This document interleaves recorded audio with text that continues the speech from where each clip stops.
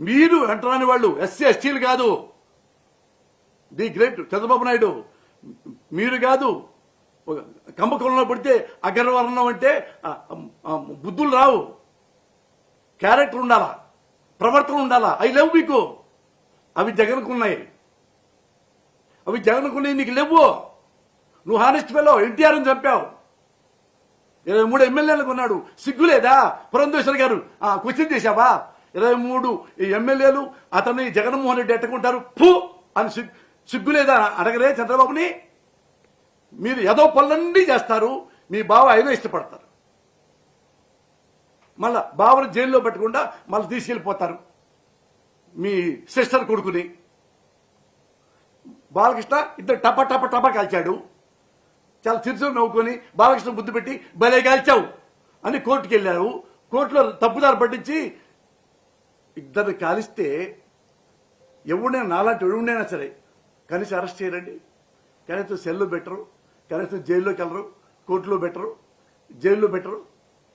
బాలకృష్ణని ఎమ్మ పురంధేశ్వరి నీ తమ్ముడు ఇద్దరిని కాల్చి పారేశాడే, మరి అసలు ఏమి లేకుండా ఎలా బయటకు వచ్చాడమ్మా? పిచ్చోడు. నందమూరి బాలకృష్ణ పిచ్చోడు అంట. ఇది పిచ్చోడు ఎట్టుంటారు? నేను అప్పుడు మా నాన్న మా అమ్మ ఇటంటారే పిచ్చి తిరుగుతా పిచ్చి పిచ్చిగా. పిచ్చోడని, మానసిక రోగని కోర్టులను తప్పుదారి పట్టించి డాక్టర్ రిపోర్టులు తీసుకొచ్చి తప్పుడివి శుభ్రంగా ఇంటి ఏ జబ్బు లేక ఇంటికి తీసుకొస్తారా? మన తల స్నానం చేసి మన షూటింగ్కి వెళ్ళిపోతాడా? మీరు రాజకీయ నాయకులా? మీరు ప్రజాసేవకులా?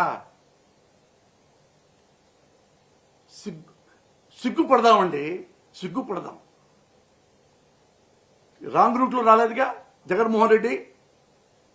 ఇది మీ వాళ్ళలాగా, మీ మర్రిలాగా. మీ నాన్నకి చంపింది, మీ నాన్నగా మెడకు కాలుతో తన్నింది, మీ నాన్నే కదా ఎన్టీ రామారావు చెప్పులతో కొట్టించింది. అయినా మీకు సిగ్గులేదా?